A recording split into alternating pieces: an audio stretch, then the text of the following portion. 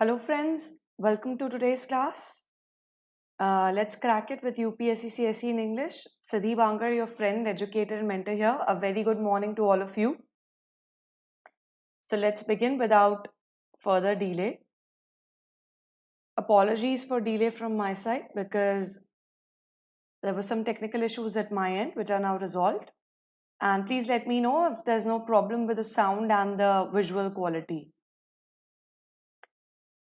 Okay folks, so this is briefly about me.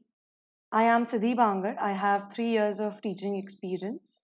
I graduated from PIT Mesra and appeared for 4 mains in an interview, qualified all the MBA exams, and finally did my MBA HR in XLRI, Jamshedpur.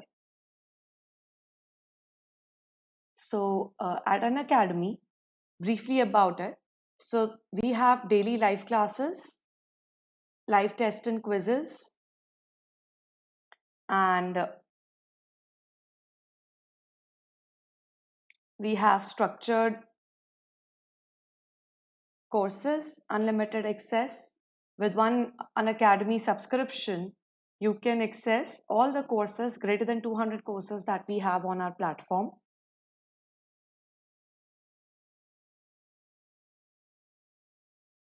That means all access to all the live, recorded, and upcoming courses. Okay. These are our top educators, Mrunal, Sudarshan, Roman. And finally, we cover your entire preparation from prelims to the interviews.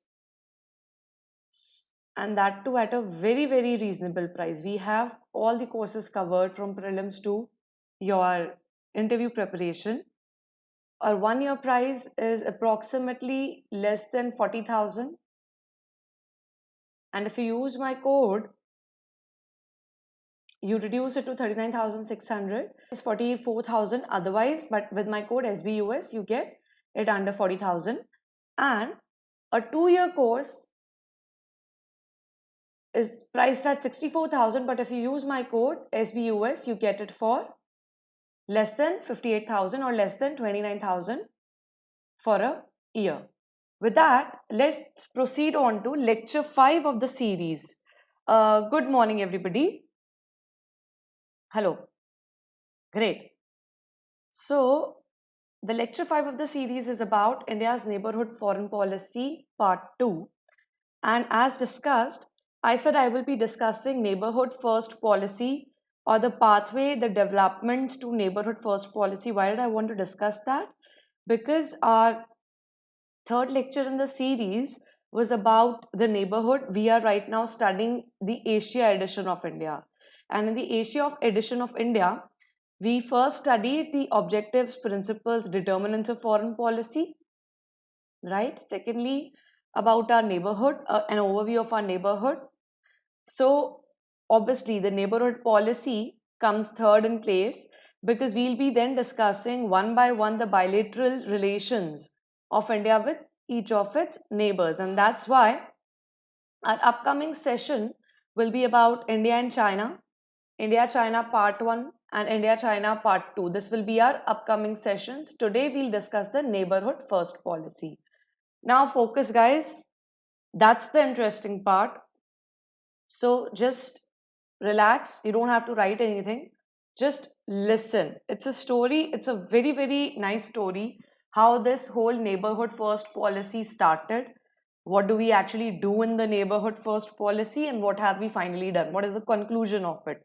So let's begin our today's class.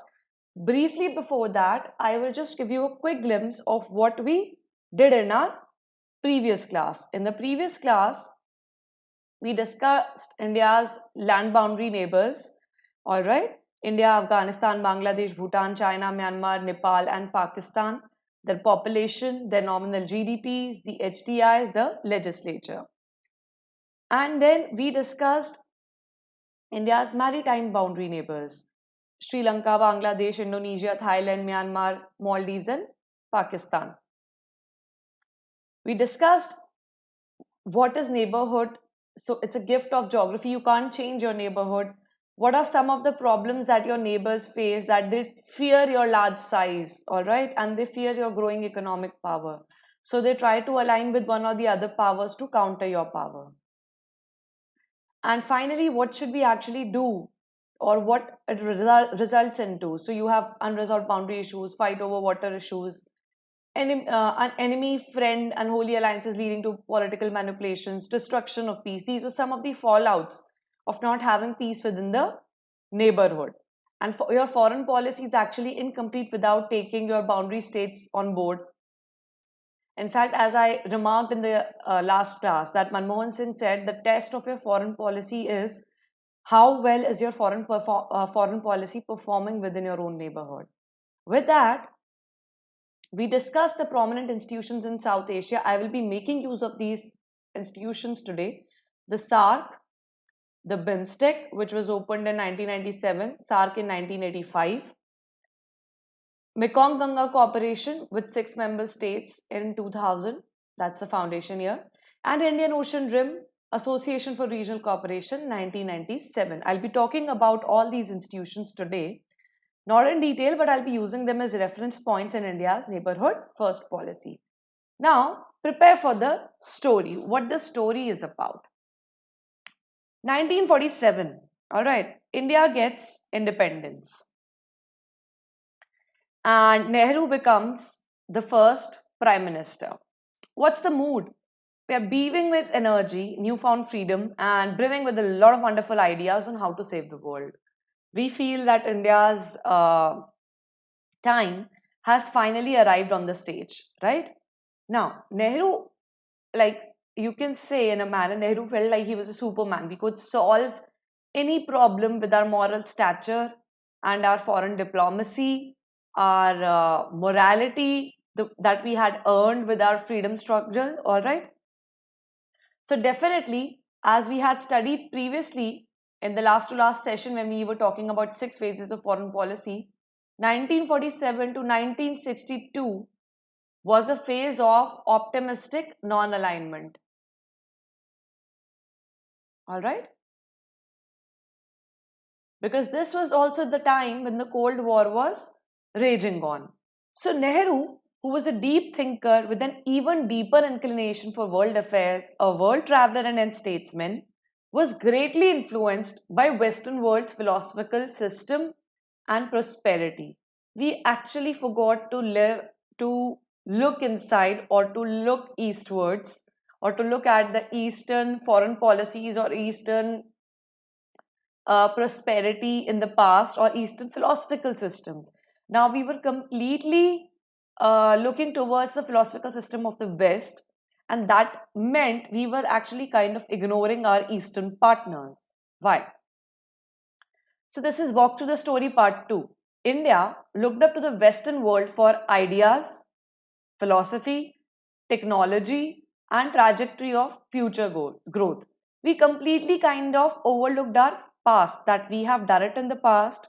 Our eastern neighbors were all very rich in the past. It's because of the colonialism that we've lagged behind. So instead of actually coming together with them, we went more inclined towards the Western world on how it actually uses technology to grow. We tried to bring in more of that. And also at that point of time, we were very protectionist. We wanted import substitution. We wanted to develop everything on our own because of colonialism, we had seen the impact of colonialism or not having your own technology destroy your entire country. So we were trying to protect that. And indeed, that was a phase of third world solidarity, as I had mentioned in the 6 phases of Indian foreign policy. That is, between 1947 to 1962 was a time of third world solidarity. We were much inclined to help other nations like us who had just gained independence then. And that was also the time when we were on very good terms with China. But being a third world solidarity that is supporting them in their developmental initiatives was very different to actually coming together with them in terms of economy, science, or human capital or factors of production. All very, very important when it came to increasing your gross domestic product or your growth rate. So in fact, even not for cooperation or some regional initiatives, we were actually with the third world. That means we had very, very limited engagement with South Asia and even Southeast Asia. South Asia is the region to which India belongs, that is Indian subcontinent predominantly. Southeast Asia are these nations which include China, Myanmar, Thailand, Vietnam, Laos, and your Cambodia. And some of the other East Asian nation includes Japan and other island countries that are also the part of ASEAN. Now, ASEAN is Association of Southeast Asian Nations. So we had a very limited engagement with our own neighborhood as well as Southeast Asia, that is China and the other little bit more eastern countries.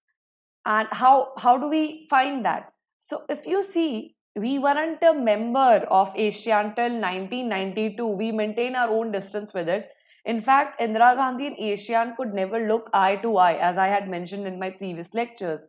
That was because she was more inclined towards Russia, and the East Asian countries did not like Russia much. The second thing is that even SARC, as I just recently mentioned, was not formed up to 1985, that is far after Indira Gandhi was assassinated back in 1984. It's only a very, very recent development. And SARC is one of our prominent South Asian regional cooperative bodies, right? South Asian Association for Regional Cooperation. Even that was formed only in 1985. We were not even looking at our neighborhood back in 1947 or 1962. So our only point of engagement was the non-aligned movement. And even when you say it was non-aligned movement, most of the East Asian economies were actually aligned to some or the other Western powers during that time. Some or the other, one of the cold era powers, either Russia or the US. And that was another reason that we actually chose not to engage with the East Asian economies. Let's move on to the next part of the story. The 1965 to 1990s pass. It is also called this period 1965 to 1990s in the rest of the world, or in the East Asian world it was called East Asian Miracle. This terminology is actually also, it's both a phenomenon about which I'll be talking, and it was a paper or it was a report by the World Bank crediting the neoliberal policies of East Asia in the economic boom that they were facing. So Vietnam, China, Singapore, Hong Kong, South Korea, Taiwan were all growing at great rates during the period of 1965 to 1990s, so much so that they really achieved very high economic growth, and not just that, a very high development index also, which they are still maintaining. So that paper was called the East Asian Miracle, and the phenomenon is also called East Asian Miracle, of which four economies of the East Asia are now called as the four tiger economies. These are Hong Kong, Singapore, South Korea, and Taiwan. They were called the four Asian tigers. Why? Because of the rapid industrialization and growth rates that was happening. The growth rate was greater than 7% a year. And that's why they were called the four Asian tigers or East Asian Miracle. Why is it credited that they were able to achieve so much of a growth rate? It is considered that is because of their neoliberal policies. What do neoliberal policies stand for? Maintenance of export oriented policies, low taxes, minimal welfare states, or what do we mean by that? Minimal expenditure on social welfare, right? However, this is not true. In fact, based on some further research, it is said that the state intervention in the welfare of their people was actually there. The state welfare was also there in maintenance of export oriented policies or in maintenance of low taxes. So they did not actually do it completely without the state intervention, but they had very, very progressive governments which enabled their high growth rates. And of course, they were also enabled by the US's benevolent policies towards their export orientation. Finally, what was the conclusion of this? What is the East Asian miracle? It means that Hong Kong and Singapore actually became international financial centers, and South Korea and Taiwan ended up becoming leaders in manufacture of electronic components and devices, which they are still there. All right. And Hong Kong and Singapore, even after the 1997 financial crisis, they've managed still to become the financial centers of the world. And similarly with South Korea and Taiwan, they have rebounded from that 1997 financial crisis that East Asian economies were facing and became leaders in manufacture of electronic components and devices. With that, let's move on to another part of the world. What was happening in China during this time? Guys, if you don't understand anything, please post your queries in the live chat. I will answer it. In China, around 1978, economic reforms were going on. So the Cultural Revolution of Mao Zedong had just ended, and a period of Bulan Fanzing, or eliminating chaos and returning to normal, was going on after in 1978. It was being led by the new leader Deng Xiaoping. Now this leader, he wanted to correct all the wrongs of the Cultural Revolution. Briefly, what is the Cultural Revolution? The Cultural Revolution is basically Mao Zedong was facing a lot of difficulty at home. So what did he end up doing? He ended up culling the entire intelligentsia. So during the Cultural Revolution, all the intellectual class was murdered, and people were asked to go back to their roots, or to go back to the farmers, to actually learn more about technology. He said it's the farmers who know more about science and technology than the intelligentsia, and they're better able to bring reforms to the country, to take the country farther on a growth path. So during the time of Bulan Fanjing, or eliminating chaos and returning to normal, the new leader, Deng Xiaoping, actually carried out the economic reforms in 1978, which finally put China on the world map, or were responsible for China's dramatic rise, also called the waking up of the dragon. In that, the first stage of reforms happened. What was that stage of reforms? Or what was that first stage? It was between 1970s to 1980s, early 1980s. Agriculture, foreign investment, and private businesses were reformed. People were allowed to have more private businesses. Foreign investment was allowed in China, and agriculture was decollectivized. That means no longer had large farms and the entire population working on it, just like in socialist Russia. What you instead had was privatization of agriculture. Also, people could work on their own land and earn profits out of it, so that nobody was sitting idle. Everybody was working, right? And the second stage, reforms. Folks, if you're not able to understand my writing at any point of time, if there's a confusion with any part of writing or words, please put it in the live chat. Good morning, Srihari. I will explain it to you what it means. The second phase of reforms was between 1980s and 1990s. Privatization happened, contracting started happening, and the Chinese government lifted its control on prices, which was a very, very big reform.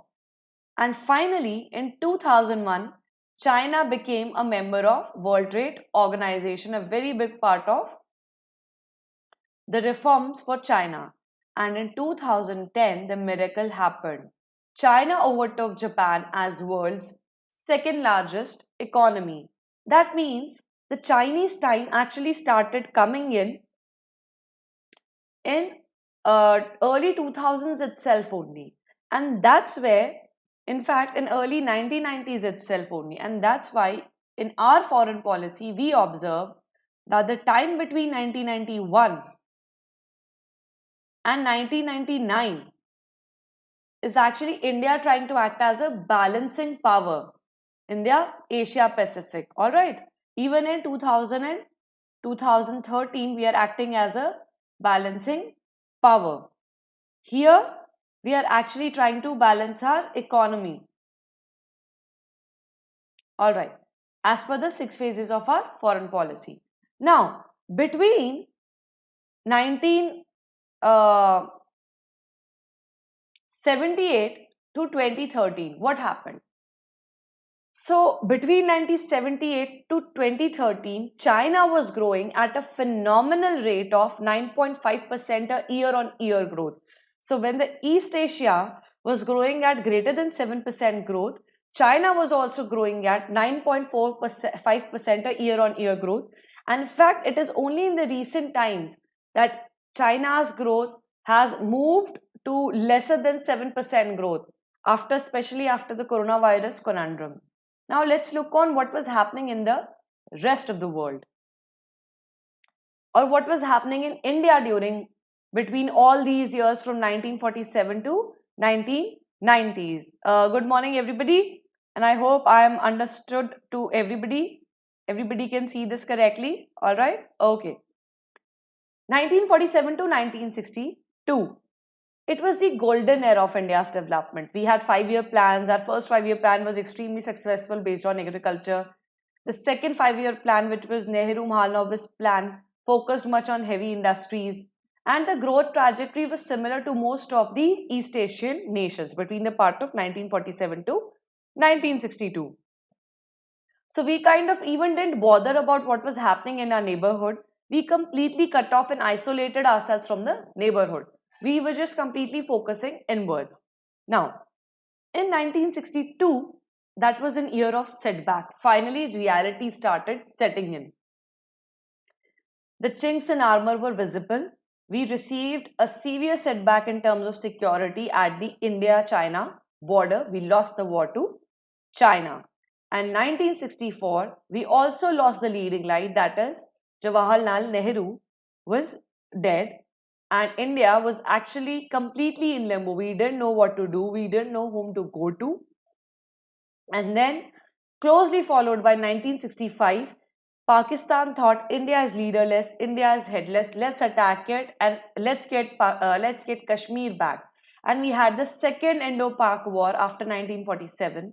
And then again, our second PM also dies suspiciously. So our polity was completely in shambles. And here, my friends, let me give you out a secret about international relationships.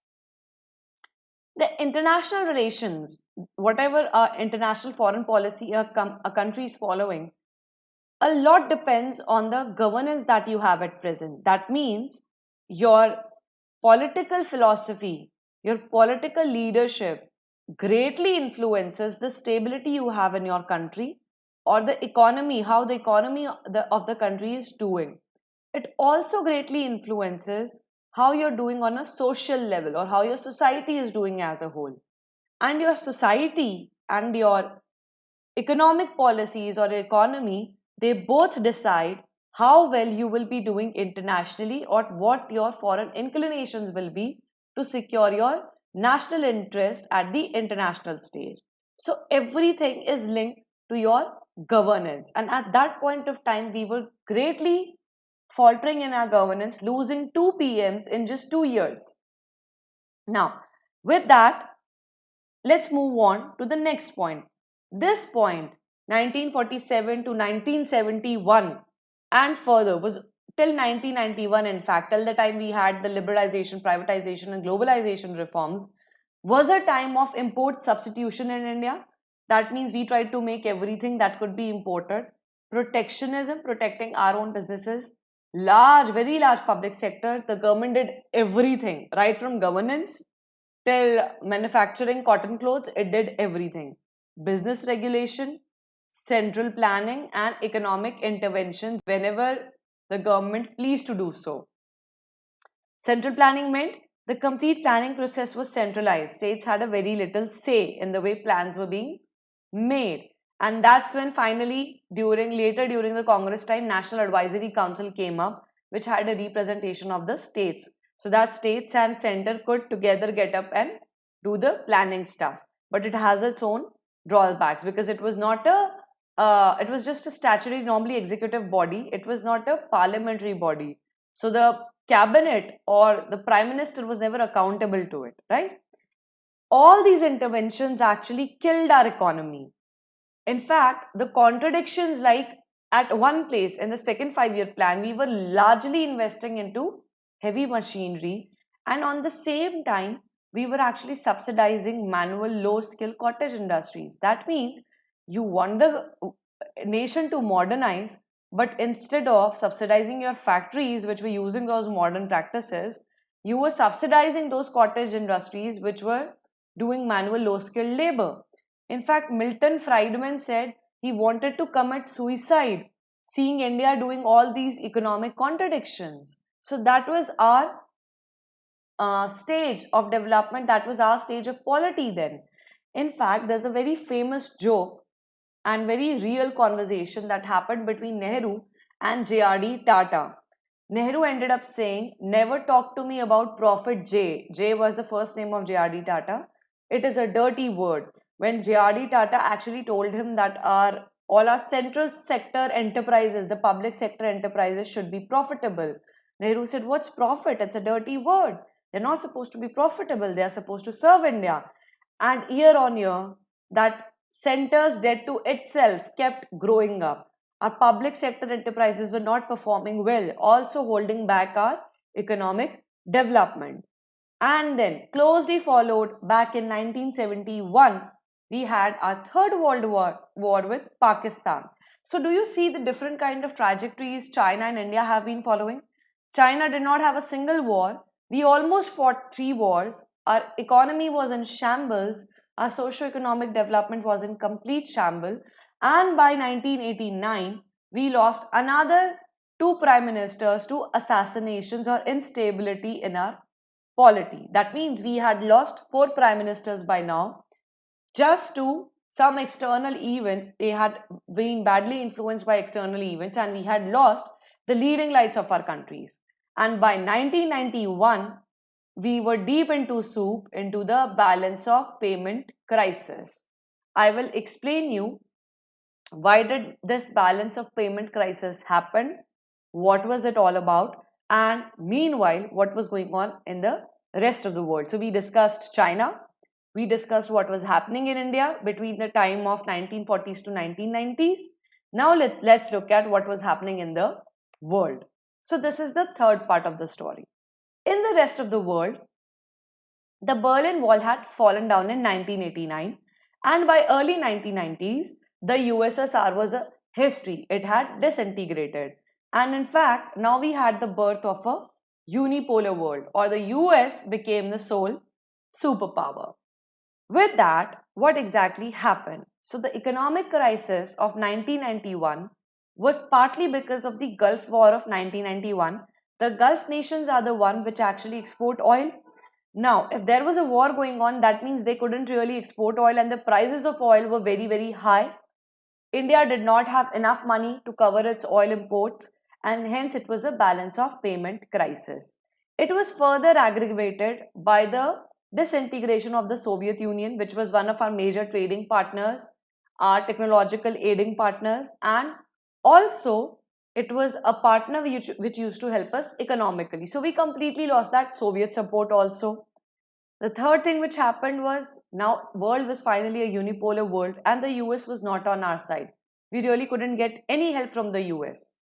And to add it to all, we had our East Asian neighbors doing phenomenally well during this point of time. They were called the Asian tigers.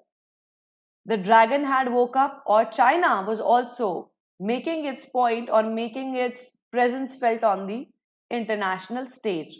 So, noticing all this, right, the economic crisis, the rejuvenated East Asia, the waking up of the dragon, the unipolar world, these four factors resulted into the Look East policy of India in 1991, given by our Prime Minister Narasimha Rao. And it was also during his time that we had the liberalization, privatization, and globalization reforms. And I'll tell you what happened thereafter. How did we engage ourselves more with our Asian counterparts? All right. This policy, given by PM Narasimha Rao, was further strengthened by the Gujral Doctrine in 1996, given by I.K. Gujral, So Gujral Doctrine is nothing but the Panchsheel principles restated in the context of our South Asian neighbors and our Southeast Asian neighbors. That is reciprocity of goodwill without expecting anything in return. This policy was then continued by Atal Bihari Vajpayee, by Manmohan Singh, and now by our present Prime Minister Narendra Modi. He also calls it the Neighborhood First policy or the Act East policy. I also want to mention a couple of other factors why we actually ended up going to our East Asian neighbors. The another factor that we ended up going to our East Asian neighbors was, see, our immediate subcontinental neighbors, Pakistan, Nepal, Bhutan, right, Sri Lanka, were mired in their own political controversies during this time, right? So the geopolitical environment in the Indian subcontinent or South Asia was not very conducive for trade or any kind of financial help that we could get from these surrounding nations. So our immediate focus was to actually look further east to China, to the nations of Thailand, Vietnam, Laos, Cambodia, Japan for trade and economic support. And that's when we decided to open ourselves to them. And in fact, we'll see a few developments falling in place. Let's go further. Now, as I just discussed, that during 1991 to 1999 and further, India acted as a balancing power. Now, with China rising on the world stage, the US felt a real threat of it being replaced as a superpower. So finally, it all came together in between 1991 and 1999. The US became jealous of another rival or threat to its superpower status, that is rise of the dragon or rise of the China. So it decided to go ahead with a policy called pivot to the Asia. You must have heard a lot about it in the newspapers. It was a lot in the newspapers during the time 2011 to at least 2016 when US was trying to use India as a balancing power in the Asia Pacific region. Now, good morning everybody. All right. East Asia was actually started to becoming very of its big, brawny, rich neighbor China. China used its economic influence in a very political way. It started dominating its East Asian neighbors, so much so that everybody got really wary of China. They said that it's trying to dominate our foreign policy, our security policy, and also trying to grab pieces of land wherever possible from us. In fact, China is in dispute in the China Sea or the East China Sea with almost everyone, be it Japan, be it Vietnam, be it Cambodia, Laos, everyone it has border disputes with, including India. So it's not looked up as a very friendly nation, and especially Japan was very much wary of China because why? There's another political factor comes in. Japan used to be the prominent regional power in East Asia. Every country used to emulate Japan for its developmental initiatives and the way Japan had phenomenally risen from the ashes of the Second World War with the help of the US, and they wanted to replicate a similar growth story. But with China rising, China was stealing all the limelight of Japan, and East Asian countries were actually realizing that they could rise without the help of US or without the US interfering in their regional or their internal policy matters. So that was again another point when Japan wanted India to come to the world stage along with it and to form a partnership with it so that they could counter the rise of China in East Asia.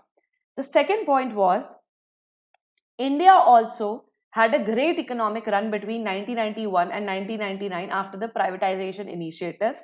It also defeated Pakistan in the fourth war, that was the Indo-Kargil War.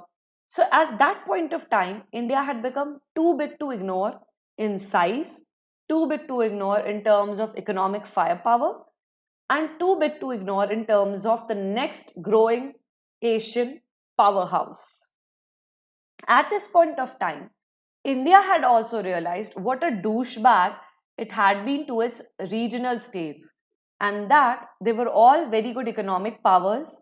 India could do a lot of business with them. Now was the stage when we had actually started mixing our economic diplomacy with our foreign policy. And we thought it was about time that we reached out to our eastern neighbors, who were little or large global powerhouses in their own rights. And also, we could sense the dragon or China has become a threat. But we also started engaging a great deal with China during this time.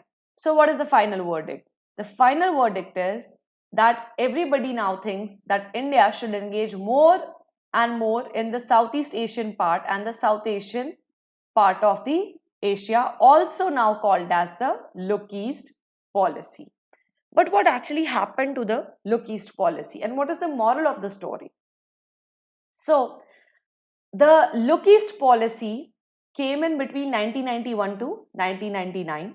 And as I told you, I will tell you about the engagements. What did we actually do during this time? We joined ASEAN, or Association of Southeast Asian Nations, as a sectoral partner. Mind you, ASEAN was there back in 1967, but we were not on good terms with it. Until 1992, we were not even partnering with ASEAN. Also, okay, so it's only after the Look East policy comes into being during the time of Prime Minister Narasimha Rao, we finally become a sectoral partner with ASEAN in 1992 and a full summit partner with ASEAN in 1996. With that, during the time of IK Gujral, the formation of BIMSTEC also happens, or Bay of Bengal initiative for multi-sectoral technical and economic cooperation in that Bay of Bengal region. That comes into play in 1997, and I also mentioned about it in the previous lectures why all these things were happening in 1997, because IK Gujral famously postulated his Gujral doctrine in terms of our South Asian and Southeast Asian neighbors. Also, the Indian Ocean Rim, or Association for Regional Cooperation, came into being in 1997.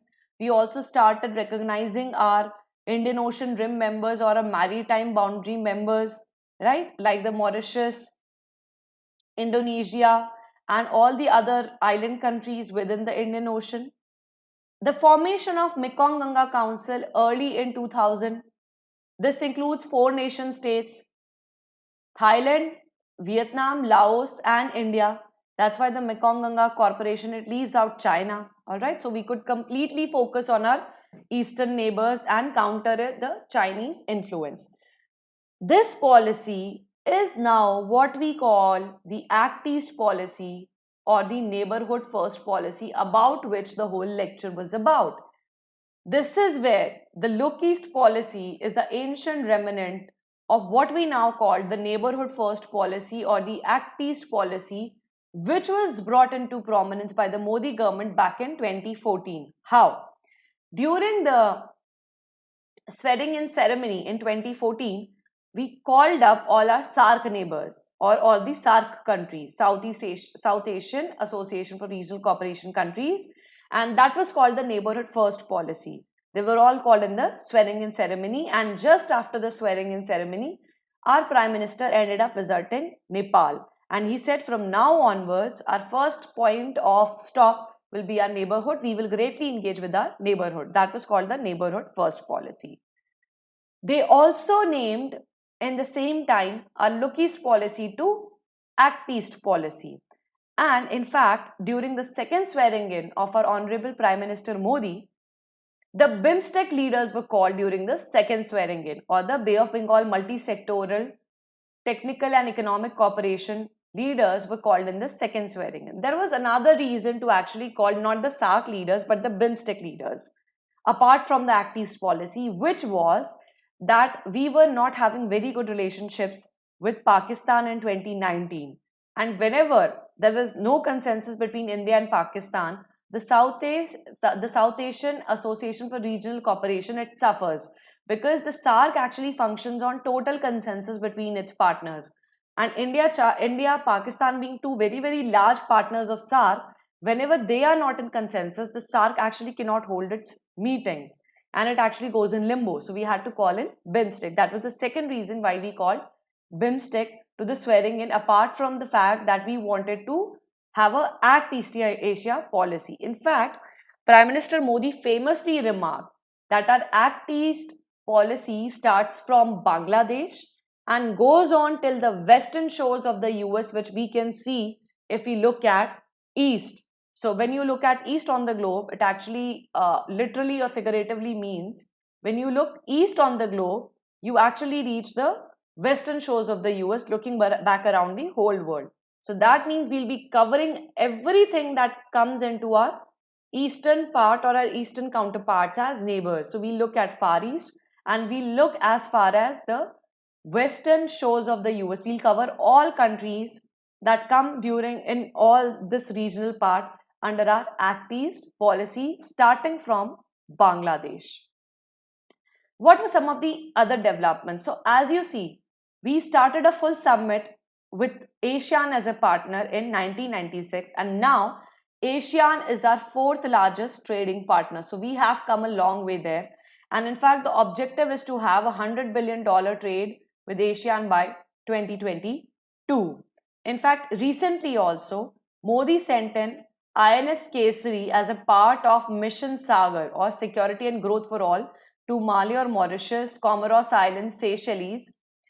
We actually helped them during the coronavirus crisis with medical equipments, doctors, medicines. So that means we're not leaving our neighborhood behind. We are still having the neighborhood first policy and we are taking our own important steps to maintain it. Apart from that, but what is the final conclusion? How have we so far fared on the neighborhood policy or the Act East policy? So let me tell you, despite all these developments, our record is not very straight on this. Sorry, there's a doubt here. Yes. So there is somebody says that it is because US and China propaganda was very small, very strong. Well, I'll tell you that actually instead of stopping our progress into East Asia, US and China have been actually responsible of us being able to engage more with Asia. Why? Because US thought that we could be a pivot to Asia. US thought we were too big to ignore and that we could actually counter China's rise. So US pushed us into interacting more with our East Asian neighbors. China, because of its meteoric rise and because of it trying to gain influence in our neighborhood, we actually became more aware. We actually thought of it as a security threat, and hence we actually started more of our engagement in the East Asian side. So it is actually the other way around, and they are not hampering our relations with our eastern neighbor countries, right? Yes. So India, that's what I'm talking about. So let me just complete it. So what has been the conclusion or what is the result of all this? So India till now still remains the least regionally connected country. In fact, a lot of think tanks have said India has performed worst on the regional connectivity parameter. We are not connected either by the means of transportation. That means we have very few railway links to our eastern neighbors, very few links when it comes to air transport also. There are very limited number of flights flying to Colombo or to Malaysia or to Myanmar or to further east to Japan and the rest of the countries. In fact, we have very few regional corporations. As I just told you, there are 4 or 5 regional corporations there. The other ones being Shanghai Cooperation Organization, the MGC is there, the SARC is there. Then you also have ASEAN, about which I haven't discussed, the East Asia Summit. So we are now a very strong member of the East Asia Summit, but we still have very few regional integration in the Southeast and Southeast Asia. In fact, the problem is that we don't have an economic interdependence at all, unlike European Union. And I discussed that point. Why? Because all of these economies actually produce parallel goods. So you really can't have much economic interdependence.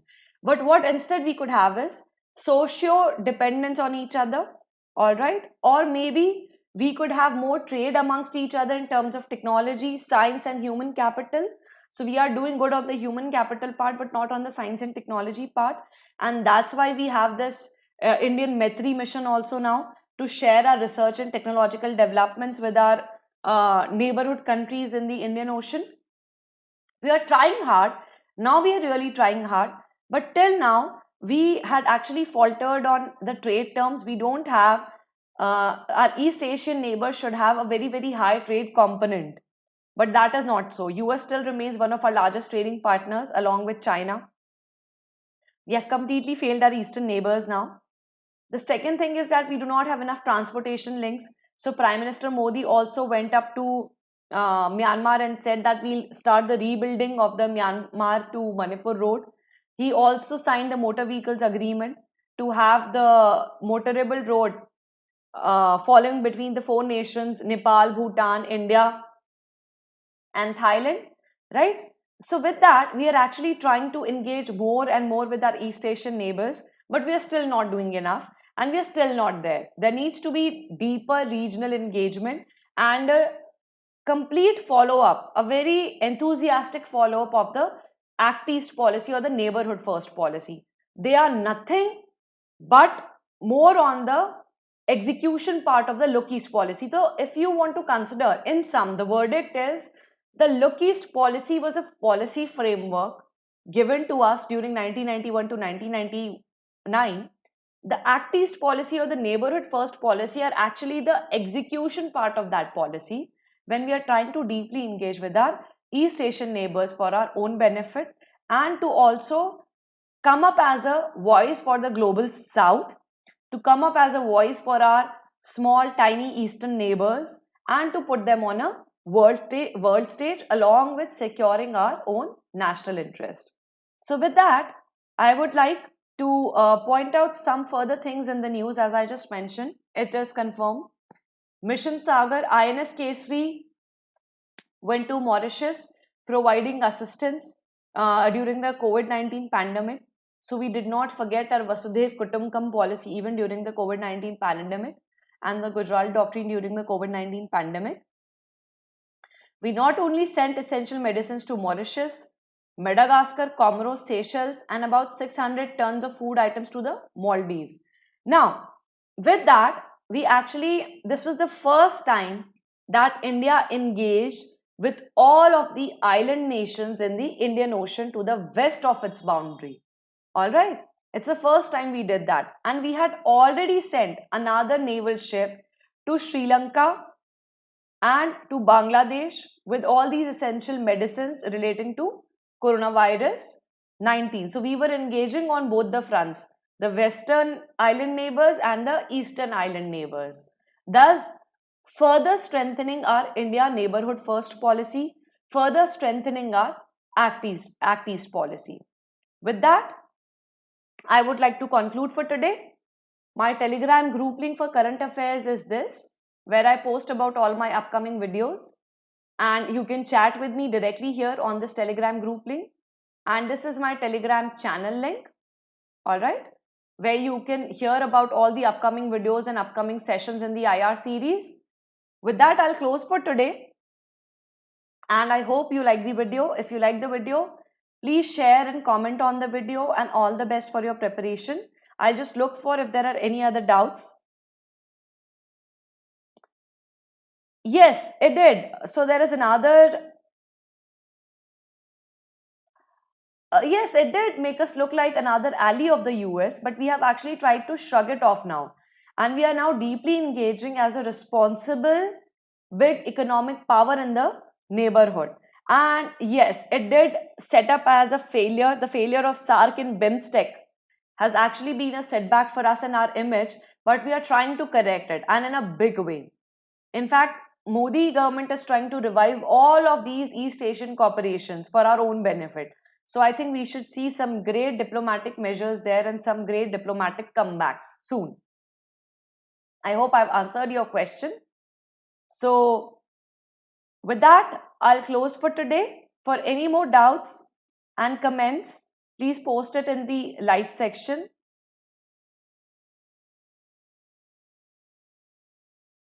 Thank you, everyone. All right. Hope I've answered all your queries, and hope that you enjoyed this session, because I tried to make it as interesting and as comprehensive for you to understand our neighborhood policy, because we will be using it when we go further and discuss all the bilateral relationships one by one. India, China, followed by all the other South Asian and Southeast Asian neighbors that we have. All right? Okay. Thank you, everyone. And if you like this video, please subscribe to our channel. Let's crack UPSC CSE in English. And also, please share this video with your friends. I wanted to be helpful to the rest of the civil servants. Also, it gives me much enthusiasm if there are more children in my class. It really brings out the best in everyone when you can post more queries and I can answer your queries. Also, I'm running a science and technology course on the Unacademy platform. So you can use my code Siddhi Bangard at Unacademy or SBUS to get an instant 10% discount on Unacademy. And look at my course on science and technology, which is a complete course for both prelims and mains for science and technology, covering the entire course from May 2019 to May 2020. All the scientific developments have been covered in that well-structured course there. A demo lecture is already available on the Unacademy platform, wherein I have covered the Department of Science and Technology's annual report. So you can see my pedagogy, and for the rest of the lectures, you can attend it on Unacademy platform using my code SBUS whenever you get a subscription to get an instant 10% discount, which makes your yearly cost come down to 40,000 and your 2 yearly cost come down to 58,000, which means essentially for per year you're paying less than 30,000. Right? With that, I'll close for today. Yes, I will actually not do it ocean wise, because we'll be mostly concerned with Indian Ocean. So it's not ocean wise. We'll be considering our maritime neighbors, right?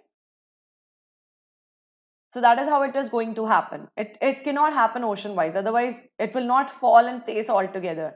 How I want you to understand IR is coming together of it all, how the entire world is behaving, because whatever happens, whether on the land or on the oceans, is a climax of too many activities going on, is a summary of too many activities going on, right? Yes, the science and technology course is on the Plus platform. All right, hope I've solved all the queries. So should we call it a day?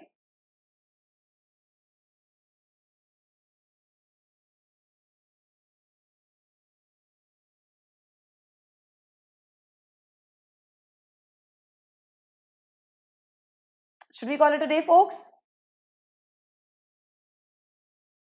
Thank you all for having me, listening to me.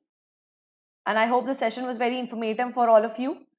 I will post about my next class in my Telegram channel and my Telegram group when we'll be doing India-China part 1.